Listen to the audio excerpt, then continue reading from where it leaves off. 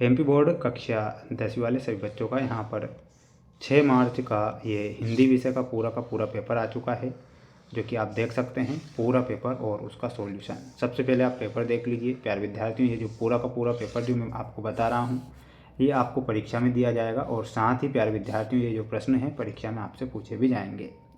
जितने विद्यार्थी इस वीडियो को देख रहे हैं तो ध्यान से इस क्वेश्चन पेपर को देखेंगे और एक भी क्वेश्चन आप छोड़कर नहीं आएंगे, क्योंकि पूरा का पूरा पेपर ये आ चुका है जो आपको परीक्षा में दिया जाएगा। जितने भी स्टूडेंट्स वीडियो को देख रहे हैं तो माय डियर फ्रेंड्स, सभी छात्रों को चैनल को सब्सक्राइब जरूर करके रखना है, क्योंकि मेरे द्वारा जो प्रश्न पत्र बताए जा रहे हैं आप जानते हैं कि 100% प्रश्न परीक्षा में आ रहे हैं। तो ध्यान से पेपर को देखना है और अच्छे से आपको क्या करना है, याद आपको कर लेना है।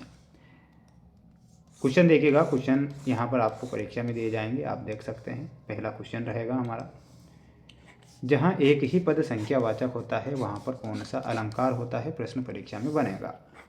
ऑप्शन दिए जाएंगे द्विगु समास, कर्मधारय समास, अव्ययभाव समास या फिर बहुब्रीहि समास। इसमें आपको करेक्ट आंसर के रूप में लिखना है द्विगु समास। क्या लिखना है? द्विगु समास जो होगा हमारा सही और सटीक आंसर हो जाएगा। अगला है छायावाद के प्रवर्तक कवि कौन है, क्वेश्चन पूछा जाएगा। तो इसमें आपको जयशंकर प्रसाद, सुमित्रानंदन पंत, महादेव वर्मा और मुंशी प्रेमचंद, ये 4 ऑप्शन दिए जाएंगे। इसमें करेक्ट आंसर के रूप में लिखना है जयशंकर प्रसाद। उत्साह नामक भाव जागृत होता है तो वीर रस से ये जागृत होता है, तो यहाँ पर आपको लिखना है वीर रस। वहीं अगला क्वेश्चन आएगा, अमीरुद्दीन का जन्म कहाँ पर होता है। तो हमारे फ्रेंड्स, अमीरुद्दीन का जो जन्म होता है इसमें ध्यान रखना है डुमराव में अमीरुद्दीन का जन्म हुआ। अट नहीं रही कविता में किसकी बात हो रही है, तो इसमें ध्यान रखना है आपको फागुन की सुंदरता की। संधि किसे कहते हैं, तो 2 वर्णों का जो मेल होता है उसे संधि कहा जाता है। ध्यान रखना है आपको 2 वर्णों के मेल को, यानी कि 2 वर्णों का जो मेल होता है उसे क्या कहते हैं, संधि कहते हैं। तो 2 वर्णों का मेल हमारा सही और सटीक आंसर हो जाएगा। जितने भी स्टूडेंट्स वीडियो को देख रहे हैं तो माय डियर फ्रेंड्स, चैनल को सब्सक्राइब जरूर करके रखें। आपके लिए जो प्रयास और मेहनत हम कर रहे हैं लगातार कर रहे हैं, ताकि आपको अच्छे नंबर मिल सके। अब देखिएगा, ये आपकी जोड़ी है प्यारे विद्यार्थियों, संधि। संधि में आपको मिलाना है ऑप्शन नंबर घ से। नीलकमल में आपको हो जाएगा प्यारे विद्यार्थियों कर्मधारय समास। प्रेमचंद में आपको मिलाना है ऑप्शन नंबर का, गोदान। दोहा अर्धसमात्रिक छंद है। मानवीकरण में प्रकृति की छाया। लोहा लेना, इसमें मिलाना है युद्ध करना। तो ये आपकी जोड़ी यहाँ कंप्लीट हो चुकी है। अगला क्वेश्चन देख लो। अगला क्वेश्चन है, परीक्षा में आएगा। देखिएगा, मैं जूम कर देता हूँ जिससे कि पूरा पेपर ध्यान से देख सके। संगतकार कविता के कवि कौन है, तो इसमें आपको ध्यान रखना है मंगलेश डबराल। कौन है, तो मंगलेश डबराल जो है संगतकार कविता के कवि हैं, मंगलेश डबराल। नागार्जुन ने कौन सा धर्म स्वीकार किया था, तो ध्यान रखना है बौद्ध धर्म। चिता के फूल के लेखक कौन है, तो प्यारे विद्यार्थियों चिता के फूल के लेखक कौन है, यहाँ पर आपको लिखना है बेनीपुरी। राम वृक्ष बेनीपुरी आपको याद रखना है। जापान में हिरोशिमा पर कौन सा बम गिरा था, तो आपको ध्यान रखना है परमाणु बम। पहाड़ी कुत्ते सिर्फ रात में ही भौंकते हैं, तो वो भौंकते हैं पूर्णिमा की रात। तो इसमें क्या हो जाएगा, पूर्णिमा। जिजीविषा का शाब्दिक अर्थ क्या होता है, तो इसका अर्थ होता है जीने की इच्छा। क्या ध्यान रखना है, जीने की इच्छा आपको ध्यान यहाँ पर रखना है। ठीक है, तो जल्दी से आप क्या करेंगे, इन सभी प्रश्नों को याद कर लेना। अब एक वाक्य में उत्तर हमें देना रहेगा। उत्साह कविता में बादल किसका प्रतीक है, तो ये हो जाएंगे क्रांति का। तो ध्यान रखना है क्रांति। मन्नू भंडारी ने अपनी माँ की तुलना किससे की है, तो इसमें ध्यान रखना है धरती से, धरती।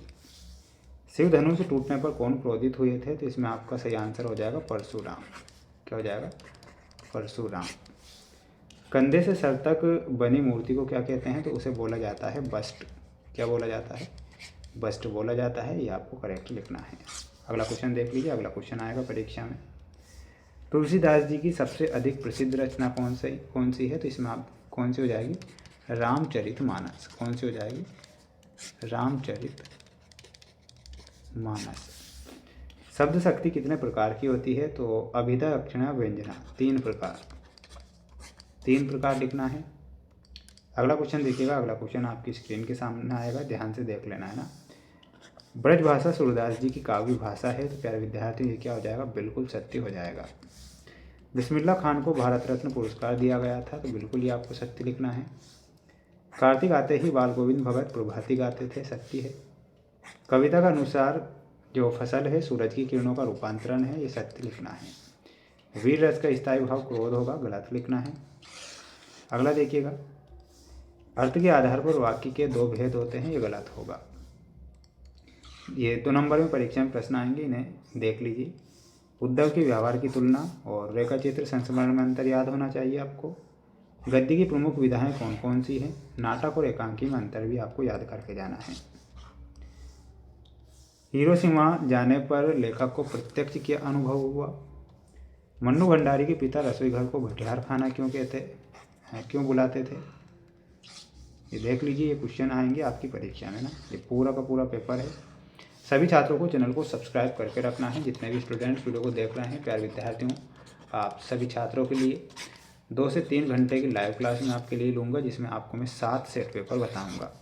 7 सेट पेपर को ध्यान से देखना है। और ये सेट पेपर भी बहुत ही ज़्यादा मोस्ट इम्पोर्टेंट है, जो कि मेरे द्वारा यहाँ पर बनाए गए हैं और बिल्कुल बेस्ट क्वेश्चन है। क्वेश्चन यहीं से बनेंगे, बिल्कुल टेंशन नहीं लेना है। अच्छे से प्रयास और मेहनत लगातार आपको करना है अगले पेपर की तैयारी के लिए। सभी विद्यार्थियों को बेस्ट ऑफ लक। जय हिंद, वंदे मातरम।